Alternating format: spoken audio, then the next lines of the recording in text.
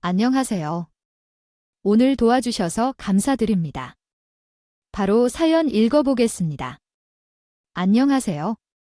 결혼 5년차 20대 후반 직장에 다니고 있는 여성입니다. 예나 지금이나 시집살이 문제가 많다 보니 여자들 사이에서는 주을 시어머니를 만나는 것이 최고의 행운이라고 이야기하는 것 같아요. 그러다 보니 결혼 전까지만 하더라도 혹시나 시집살이를 겪게 되는 것은 아닐까 하는 걱정을 많이 했었는데 저는 다행히 주변에서 부러워할 정도로 시어머니와 사이가 정말 좋았어요.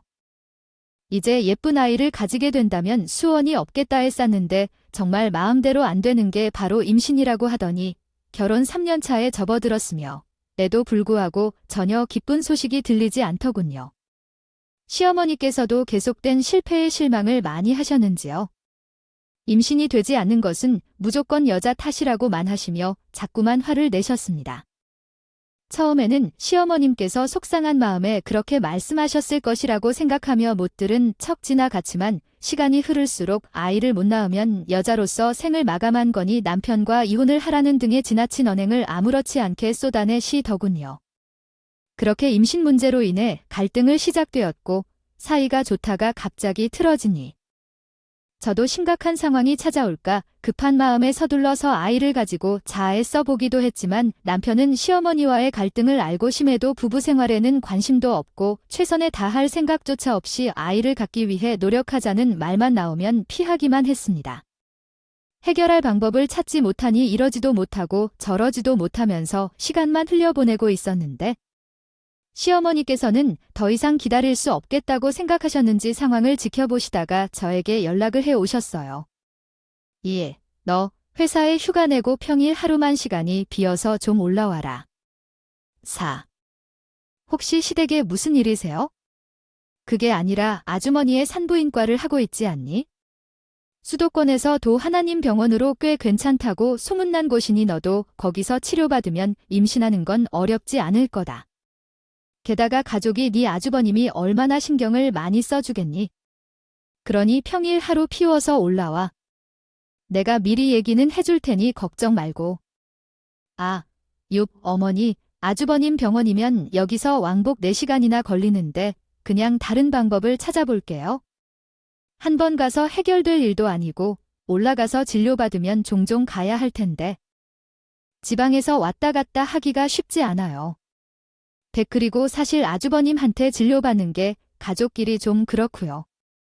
하이고, 이 아주버님은 의사다.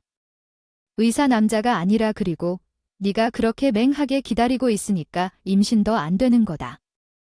다른 사람들은 아이만 가질 수 있다면 왕복 몇 시간이 아니라 10시간이 걸려도 왔다 갔다 해와 크게 뭐로 니라고 이리저리? 아니야. 조금 있으면 너도 30 후반에 접어드는데 앞자리 숫자가 늘면일수록 임신이 힘들어지니까 잔말 말고 내 말 따라 올라와서 진료받아. 결국 저는 시어머니의 성화에 못 이겨서 회사에 휴가까지 낸 후 수도권에 있는 아주버님이 운영하고 계시는 산부인과에 들러 이것저것 검사를 받게 되었어요. 당연히 젊은 나이에 해당하니 따로 문제가 없을 거라고 생각하고 이참에 검사 나갔고 도움되는 것이요. 있으면 물어보고 싶어서 병원에서 하라는 대로 했죠. 그런데 아주버님은 검사 결과를 심각한 표정으로 살펴보시더니 그동안 제 건강에 문제가 있어서 임신이 힘들었을 것이라고 말씀하셨습니다. 처음에는 믿을 수 없는 이야기에 검사 결과가 잘못 나온 거 아니냐고 물어봤어요. 그런데 아주버님은 그럴 일은 없다고 하시면서 들은 대로 제게 문제가 있는 것이 맞다고 하셨습니다. 아주버님의 말씀이 끝나자마자 옆에서 검사 결과를 같이 듣고 계셨던 시어머니께서는 표정이 일그러지더니 여자를 잘못 들려도 한참에 잘못 들었다고 하시면서 아들 열을 낳아도 모자랄 판에 지 반대를 끊으려고 하냐며 난리를 쳤어요.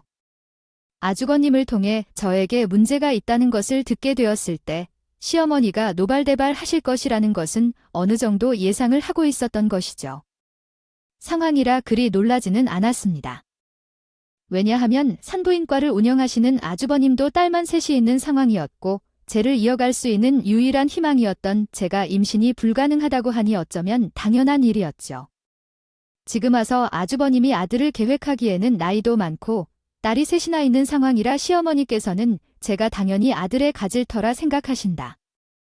결혼 후 저는 부담이 있을 수밖에 없었어요. 시어머니의 반응에 눈치를 이리저리 살피던 아주버님은 그래도 방법이 아예 없는 것은 아니라며 저에게 인공수정을 권하셨습니다. 그래도 요즘은 의학기술이 많이 발달해서 임신을 할 수 없는 몸을 가지고 있더라도 의술의 도움을 받아 도전해 볼 수 있다고 하면서요. 시어머니께서는 아주버님의 말씀을 듣고 포기하지 말고 쉬더라도 한번 해보라고 하셨고, 저도 아이를 가지고 싶은 마음이 있었기에 본격적으로 왕복 4시간이 걸리는 아주버님 병원에 다니면서 인공수정을 시도해봤습니다.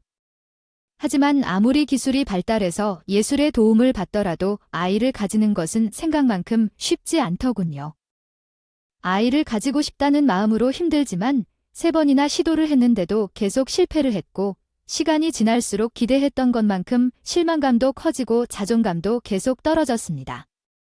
결국 계속해서 실패를 경험하게 된다면 더 이상 몸이 버틸 수 없을 것 같았고, 마지막으로 시험관을 시도해본 후 만약 또 실패하게 된다면 이번 인생에 아이는 없다고 생각하고 깔끔하게 포기하게 하기로 남편과 이야기를 끝마쳤어요.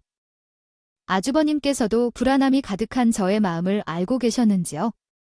다독거려 주시면서 가끔씩가 어떤 사람들은 다 포기하고 있다가 갑자기 자연적으로 임신이 되기도 하니 걱정 말고 마음을 편하게 가지라고 하셨는데, 놀랍게도 제가 모든 걸 내려놓고 다 포기하니까 마지막으로 시도했던 시험관을 통해 그렇게 원하던 아이를 가질 수 있게 됐습니다. 임신은 그야말로 집안의 경사였고, 외친미 부부가 아이를 가질 수 있기를 간절히 바라하셨던 시어머니께서도 그동안 마음고생 많았다고 하시면서 다시 예전의 모습으로 돌아와 출산일이 다가갈 때까지 지극정성으로 잘 챙겨주셨어요. 마찬가지로 자녀 계획에 대한 이야기만 나와도 이리저리 피해 다니기 바빴던 남편도 힘든 시간을 이겨내고 아이를 가져서 너무 고맙다며 불면서 이야기를 해주더라고요. 저도 임신이 불가능한 몸으로 인공수정부터 시험관까지 경험하면서 혹시라도 내가 왜 고시 집안을 위해서 이렇게까지 해야 하나 싶었고, 마음속으로는 포기하고 싶다는 말을 수도 없이 외쳤는데 막상 임신을 하게 되고 아이가 저에게 찾아와 순이 행복이 이런 거구나 싶더군요. 임신을 하고 나니 시어머니께서 하루가 멀다 하고 맛있고 비싼 음식들을 보내주셨고, 남편도 힘들게 가진 아이에게 문제가 생길까봐 안절부절하면서 평소에는 신경도 쓰지 않았던 집안일을 도와주기 시작했어요. 그리고 혹시나 제가 스트레스를 받거나 몸이 힘들면 문제가 될 수도 있으니 두 사람은 직장에 잠시 쉬는 게 좋지 않겠냐고 제게 건의를 하셨습니다. 다신 시어머니께서 금전적으로 힘들지 않도록 생활비를 지원해 주시겠다고 하셔서 고민 끝에 뱃속에 있는 아이를 위해서 회사에 휴직 처리를 하고 나오게 되었어요.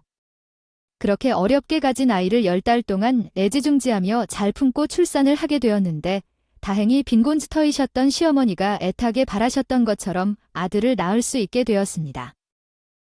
그래서인지 아들 낳은 기념으로 시어머니께서는 아이를 키우면서 여기저기 돈 들어갈 것이 많을 테니까 비상금으로 가지고 있으라고 하시면서 큰돈까지 보내주셨어요. 그리고 출산하느라 수고 많았다면서 동네에서 채 비싸고 좋은 산후조리원에 들어갈 수 있게 해주셨어요. 이뿐만이 아니라 산후조리원을 나온 이후에도 편찮으신 친정엄마 대신에 본인이 대신 몸조리를 도와주시겠다고 하더군요. 아이 낳고 얼마 되지 않았을 때는 며느리 몸조리까지 나서는 시어머니가 이상하다 싶으면서도 그동안 아들을 낳아주기를 원하셨으니 기분이 좋아서 뭐든지 다 해주시려고 하는 거라고 생각했어요. 친정엄마께서는 몸조리를 챙겨주시지 못하고 주변 사람들이 산후조리원을 나와서도 몸조리를 길게 한다고 이야기를 해주셨습니다. 좀 고민 끝에 시어머니의 도움을 받기로 했고, 제게 시댁에서 지내는 것은 불편할 테니 당분간 저희 집으로 내려오셔서 도와주시겠다고 하셨습니다. 그렇게 산후조리원을 최소하고 집으로 돌아가면서 아이의 얼굴을 자세히 보았는데 날 본가 좀 이상하다는 생각이 들었어요. 아이를 출산한 지인들의 이야기를 들어보면 신세가 임에도 불구하고 엄마와 아빠의 얼굴이 조금씩 아이에게서 보여진다고 하던데, 저희 아이는 아무리 살펴보아도 조와 닮은 부분이 있는 것 같지도 않았고, 그렇다고 남편의 울이 보이는 것 같지도 않았어요. 그래서 남편에게 둘이 아이 다른 사람 아이랑 바뀐 거 아니냐고, 생각보다 우리들을 닮은 것 같지가 않다며 장난스럽게 이야기를 했더니 옆에 앉아있던 시어머니가 깜짝 놀라시면서 원래의 기들은 크면서 얼굴이 달라지는 거라고 우리 손자 얼굴을 보니 남편 어렸을 때랑 똑 닮았는데 무슨 마이 던된 소리를 하냐며 아직 엄마가 된 지 얼마 안 되어서 아이 얼굴이 어색해 그렇게 느껴질 수도 있다고 말씀을 하셨습니다. 처음에는 시어머니 말씀대로 몰라서 잘 모르니까 이상하게 느껴서 나보다 하면서 넘어갔어요. 아무래도 산을 소리원에 있을 때는 아이를 낳은 지 얼마 안 되었을 때라 이것저것 배우고 관리를 받다 보니 정신이 없기도 하고 수유 시간에 맞춰 잠깐씩 보고 다시 내려보내고 하니까 엄마로서 아이를 제대로 맞은 시간이 많지 않아 어색하게 느껴졌을 수도 있겠다 싶었거든요. 그러던 어느 날 새벽에 제가 모유수유를 할 시간이 되어서 중이 일어나 아기가 자고 있는 옆방으로 세게 음색은 가고 있는데 그 방에서 시어머니 남편이 나는 태어 소리를 우연히 듣게 되었어요.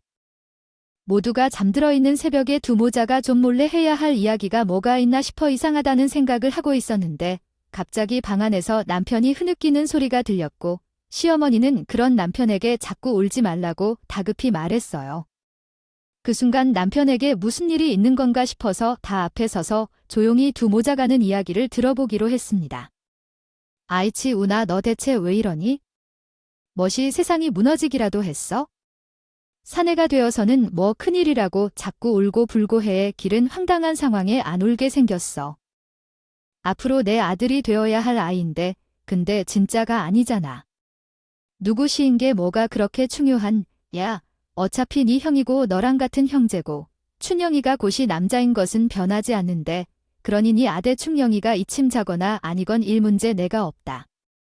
그러니 너도 적당히 하고 마음 잘 다스려라. 친자인지 아닌지 거 왜 안 준 후에 나중에 와이프가 진실을 알게 되면 어쩔 건들 시간 더 진화소와 준영이가 나이 먹고 눈치라도 채면 네 와이프는 너만 초유. 네 한은 절대 모른다. 그리고 준영과 눈치를 챌 일도 없겠지만 아이게 되더라도 그건 나중 일이니까 걱정 말고 잘 키울 생각이 나의 아태려 회사형의 씨를 받았으니 준영이는 더 똑똑하고 머리가 좋아 분명의 집안의 차랑거리가 될 거다.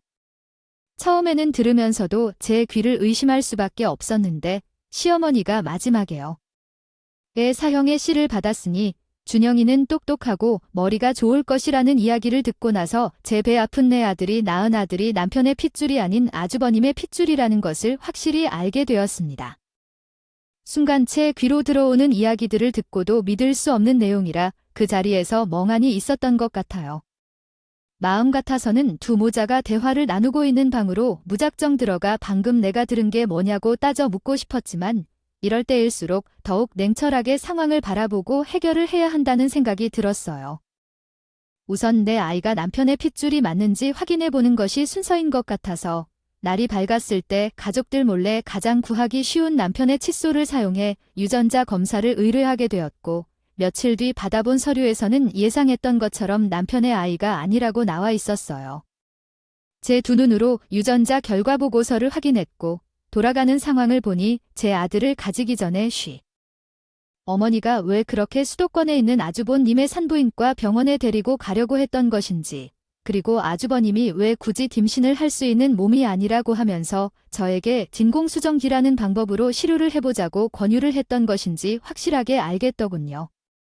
이뿐만이 아니라 아이를 가지기 전에 아주버님의 병원에서 진행했던 검사 결과는 모두 거짓이라는 것도 제가 진공수정기라는 방법을 선택하도록 만들기 위해서 일부러 시어머니가 대를 끊으려 한다며 병원에서 난리를 쳤다는 것을 알게 되었습니다.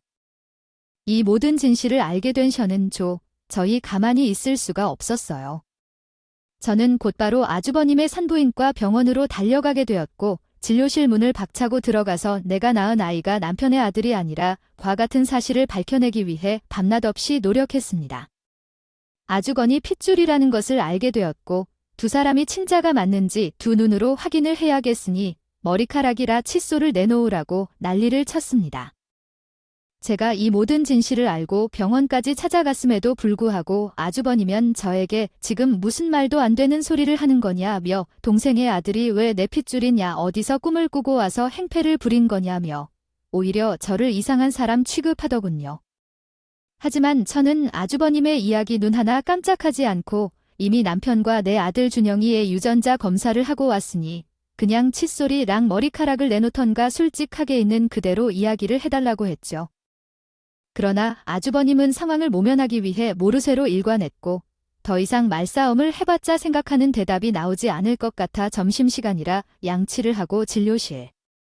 책상에 올려놓은 칫솔을 가지고 밖으로 나와 곧바로 유전자 검사 의뢰를 진행했습니다. 당연히 친자 검사 결과를 보지 않아도 아주버님 아들로 나올 것을 알고 있었지만 그래도 신락 같은 희망으로 그리고 사람 이름 모르니 법적으로 대처를 해야 할 상황이 찾아온다면 샤모니 아주버님 남편이 함께 계획을 했다는 증거물로 가지고 있다가 제출을 하는 것이 좋을 것 같았어요. 이미 아주버님이 제가 모든 진실을 알게 되었다는 것을 확인한 상태라서 혹시 시댁 측에서 미리 손에 써 넣는 것은 아닌가 하는 급한 마음이 들어 유전자 검사를 신속히 진행했고 얼마 지나지 않아 검사 결과를 받아볼 수 있었습니다. 역시 친자 결과는 제가 예상했던 그대로 나왔으며 검사지를 확인하자마자 저는 시댁으로 모든 가족들을 불러 모은 후 원의 아들이 아주버님 아들이라는 증거물이 여기 있으니 이제 변명이든 해명이든 해보라고 큰 소리를 쳤어요. 그러자 시어머니는 크게 한숨을 쉬었고 저희 남편은 지난번 시어머니와 방에서 이야기를 나눌 때처럼 눈물을 흘렸으며 요 아주버님은 저의 반응을 이미 예상하고 있었다는 듯 안절부절 눈치를 보다가 결국 진실을 실토하기 시작했습니다. 재수 씨, 그게 속이고 싶어서 그런 게 아니라 그런 선택을 할 수밖에 없는 이유가 있었어요. 그런 선택을 할 수밖에 없는 사정이 문제요. 아주버님, 피부일을 남편의 아이로 둔갑시킨 수밖에 없는 이유가 대체 뭐냐고요? 여부, 크게 내가 씨를 무정자증이라서 아이를 가질 수가 없었어. 그래서 그런 선택을 할 수밖에 없었던 거야? 막 뭐라고. 당신이 무정사층이라고 분명 임신이 안 되어서 어머니랑 병원에 찾아갔을 때는 아주버님이 나한테 문제가 있다고 그렇게 얘기했어. 근데 이제 와서 임신을 하지 못한 이유가 나한테 있는 게 아니라 당신이라고. 여보, 속에서 미운을 잘못 씌우셔 정말 미안합니다. 과도 이번 일은 어쩔 수 없는 사정이 있었으니까 덮고 모른 척 넘어가 주시면 안 될까요? 하네요. 아주 그렇게 못해요. 이것은 명백한 사기 행위예요. 그러니 당신들 모두 고소할 거고 아주보니 병원에서 진료받는 환자들에게도 알려서 망하게 하겠어요. 또 형님도 이 상황에 대해서 알고 계셔야 하니 당연히 말씀드리려고요. 누가 봐도 심각한 일을 어떻게 해서든 덮으려고 했던 아주버님은 그제서야 겁이 났던 것인지 무릎을 꿇고 눈물로 호소를 하면서 싹싹 보이기 시작했습니다. 재수 씨의 이게 다 예지은이가 무좀 사층이라는 곳을 알게 된 후에 왜 어머니가 집안대를 이어야 한다며 시켜서 저도 어쩔 수 없을 떠내렸어요. 제가 잘 못했어요. 아무리 어머니가 원한다고 해도 괴사로서도 가족으로 쏘다 하면 안 됐었는데 후회돼.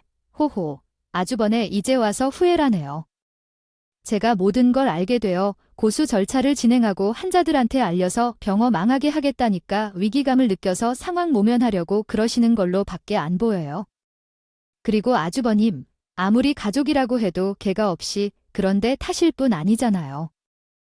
혹시 이 일을 동조하면 어머니한테 뭐 따로 밝히기로 하신 거죠.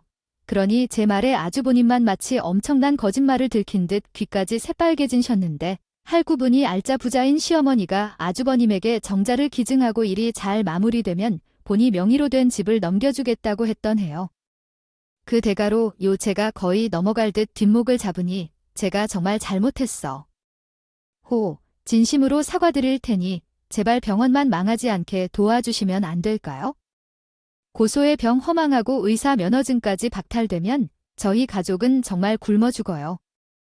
그리고 저희 이혼까지 당한 납으로 지금 그런 상황에서 제가 아주 보니까 족 굶어 죽는 것까지 걱정해 안아요. 그리고 양심이 있다면 병원은 망하지 않게 도와달라고 하는 게 아니라 어머니랑 함께 알아서 자세하게 딴소리가 나와야 하는 게 정상이죠. 저와 아주버님의 대화를 옆에 앉아 듣고 계시던 시어머니께서는 도저히 못 봐주겠다는 표정으로 혀를 끌끌 찾으면서 쪽방적으로 오히려 큰 소리를 치더군요. 자수야? 막말로 우리가 뭘 그렇게 잘못했다고 자수를 해야 하니? 나는 임신 못하고 쩔쩔매고 있는 너를 도와준 거다. 어차피 지훈이 가무정자 증인 것을 네가 알고 있었으면 나는 너한테 대놓고 이 아주버님 정자 받아서 아이 낳으라고 했을 거야. 뭐라고요? 지금 그게 충격받은 저한테 하신 말씀이세요? 이런 상황에서는 어머니도 무릎 꿇고 잘못했다고 하셔야지. 뭐가 그렇게 당당하게세요? 어머니가 저한테 저지른 일은 명백한 내계 행위예요. 이거 충분히 고소 가능할 만큼 심각한 문제라고요. 하울이 손자를 어나 쓴다고 해도 그렇지요. 저한테 숨기고 아주버니 B랑 남편이라 이런 일을 계획하시는 게 말이나 되는 일이냐요? 아, 이병생 못 가질 며느리 직접 나서서 해줬더니 알부이 빠지니까 보따리까지 내놓으라는 식이네요. 너는 젊은 애가 마음가짐이 퇴치, 왜 이러냐? 외국에서는 정자 기증도 잘만 받아서 임신하는데, 심지어 우리는 같은 시 받아서 임신했다. 근데 그게 뭐가 큰 잘못이라고 큰 소리야. 허먼, 이해 말이 되는 소리를 하세요? 저 이번 일 그냥 넘어가요? 신체 검사 결과 지도 가지고 있으니까 예정대로 고소 진행할 겁니다. 그리고 남편도 모든 진실을 알고 있었던 것 같은데 저런 사람이랑 같이 못 살아요. 온도 할 거고 양육권도 가지고 있습니다. 거니까 그렇게 알고 계세요. 아, 뭐야, 네가 뭔데 내 손자를 가져가려고. 아니, 왜 내 손자를 뺏어 가려는 거야? 아니하고 내 눈에 흙이라도 들어와도 난 우리 손자 잘 됐을 때 어때 낀다. 아니, 절대 너한테 먹었지? 내가 어떻게 해서 가진 내 손자인데. 그렇게 하면 화가 잔뜩 나는 채로 시댁을 나갔고 얼마 지나지 않아 남편과 시어머니의 전화가 돌아가면서 울릴 거야. 더 이상 싸움을 만들고 싶지 않아. 이혼 서류를 준비해서 우편물로 보낼 테니 작성해서 다시 집으로 보내줄래? 문자 한 통 보냈으니까. 시댁에서 오는 연락에는 모두 무시했습니다. 그러나 다음 날 시어머니는 남편과 함께 집으로 쫓아버렸고 이혼에 대해서는 본인은 신경을 쓰지 않겠다며 남편과 직접 합의를 하던지 알아서 하라고 하더구나. 하지만 저번에 말한 것처럼 아이는 아주버님 정자를 기증받아 낳았고 고씨 집안의 유일한 사내 핏줄인 이 본인이 키우던 아니면 남편을 다른 여자랑 체울시켜 아내가 될 사람에게 엄마 노릇을 시키던 알아서 하겠다면서 데리고 가겠다고 말자 안 되는 소리를 늘어놓았습니다. 시어머니는 혹시라도 제가 아이를 내놓지 않겠다고 버틴다면 이혼 합의는 당연히 하지 않을 생각인 이 아이를 순수히 내놓던가 아니면 양육권 소송을 하라고 하더군요.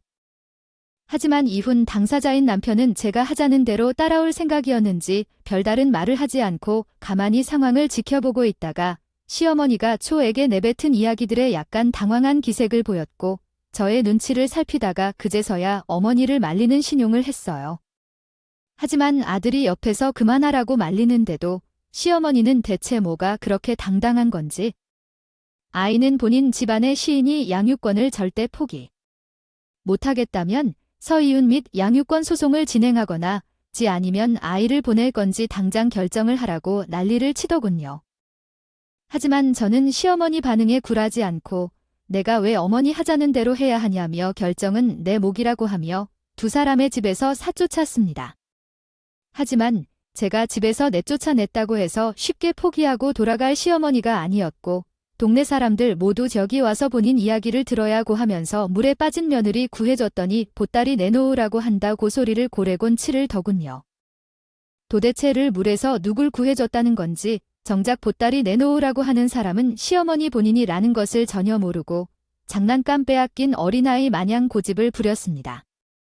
시어머니의 당황스러운 행동에 남편도 황당했는지 그만하시고 일어나서 일단 집으로 돌아가자 면서 대체 일은 어머니가 다 저질러 놓고 흠을 멀쩡하게 엄마랑 자리는 애기를 억지로 떼어놓으려고 하냐 며 우리는 양심 있으면 와이프한테 이런 말을 하면 안 된다고 난리를 치고 큰 소리를 냈습니다.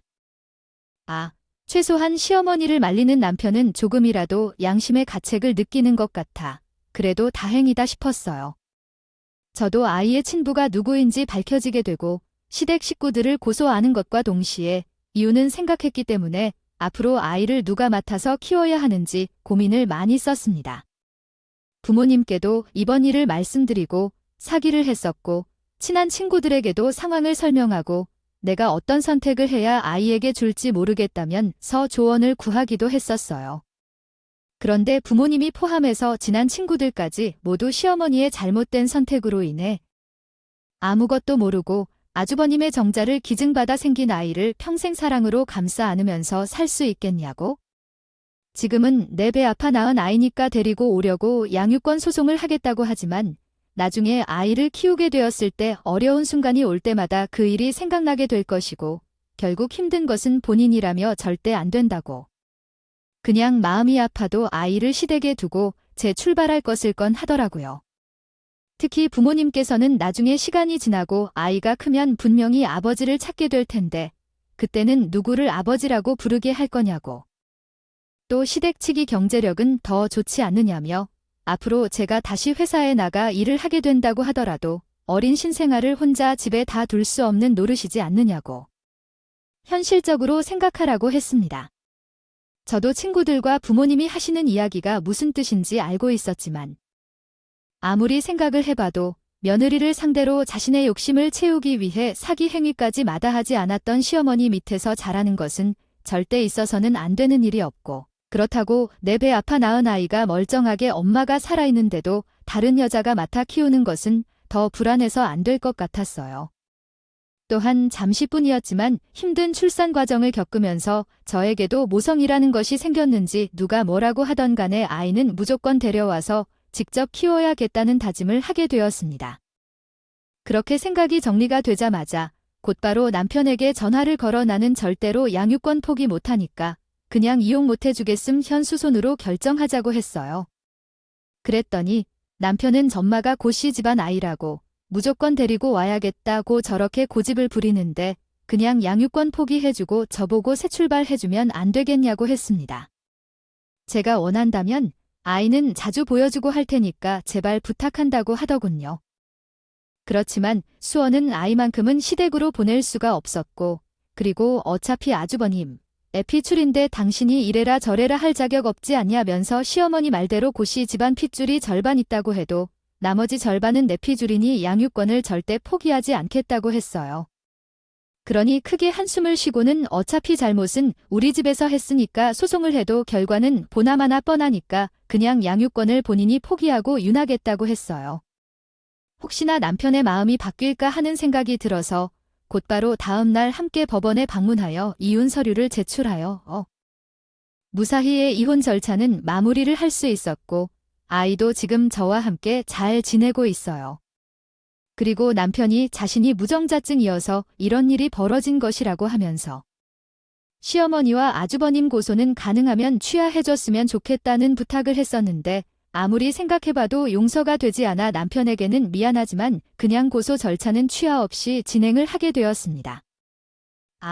또 이혼을 할 때 양 6건까지 넘겨준 것을 자신이 따로 말씀드리겠다고 당분간 비밀로 하자고 해서 남편 말대로 따랐더니 나중에 시어머니가 다 알고 전화를 하셔서 이미 양육권 문제로 남편과 합의라 한 상태라고 하니 가끔씩이라도 아이를 보여달라고 말씀하셨으나 지금 이 일로 시어머니와 아주버님에 대한 소송을 진행하고 있는데 그렇게는 못하겠다고 단호하게 거절을 하였더니 더 이상은 연락이 오지 않더군요. 이후 시어머니와 아주버님에 대한 소송은 이미 제가 어느 정도 증거물을 확보해 놓은 상태였기에 사기로 절기망했다는 상황이 충분하게 밝혀져 판결에 따라 벌을 받게 되었고 소송 결과가 나온 후 아주버님은 병원에 소문이 돌아 더 망하기 전에 재빠르게 병 어머 사닫았다고 하네요. 그리고 의사 면허는 정지가 되었어요. 근데 정지 기간이 풀리면 또다시 의료 행위를 할 수 있으니 그건 좀 억울했어요. 생명의 소중함도 모르는 인권도 없는 엉터리 의사가 다른 환자들에게도 피해를 주지 말아야 할 텐데 말이죠. 정지 기간이 풀리고 또 우려 행위를 할 아주버님 모습이 상상되어 아주 소름이 끼쳤어요. 아주버님도 이와 관련된 소송은 계속해 출소가 아닌 정주로만 끝난 것 같더라고요. 근데 어쨌든 병원이 망하면서 형님과도 이혼을 하게 되었다고 최근에 소식을 듣게 되었습니다. 이번 일을 겪으면서 한때는 가족이었는데 시댁 식구들에게 너무 큰 짐을 됐다고 느낄 겁니다. 만들어준 건 아닌가 하는 생각이 들었지만 그래도 소송 결과를 보니 사이다를 들이킨 듯이 아주 속이 시원하더군요. 아주버님, 병원이 망하고 형님과 이혼을 이어지도록 하려고 의도한 것은 아니었지만 그래도 사람은 죄를 지었으면 벌을 받는 것이 마땅하기 때문에 소송 진행한 것에 대한 후회는 없었습니다. 아이를 데리고 오면서 시댁 측으로부터 양육비를 조금씩 받고 있기는 하지만 아이에게 들어가는 돈이 너무 많은 상황에서 경제력이 뒷받침되지 않아 막막하기도 했었어요. 하지만 소송이 끝나고 남편으로부터 위 자료를 추가로 건네받게 되어서 지금 문제없이 저희 가족은 잘 지내고 있어요. 이뿐만이 아니라 이제 답답한 상황을 다 걷어내고 행복한 출발을 할 해도 응원하는 것이며 최근 휴직 기간이 끝나고 걱정을 하고 있던 사라의 회사에서 아이가 어린 점을 감안 재택근무로 전환을 해주셔서 일도 자실 시작할 수 있었답니다. 주변에서는 이제 이혼이며 수송까지 마무리가 다 되었으니 교훈 남자를 찾아서 다시 가정을 꾸리는 것이 좋지 않겠냐며 권하기도 하는데 이미 힘든 일을 한 번에 겪어서 그런지 아직까지는 그저 아들과 둘이 행복하게 살고 싶네요.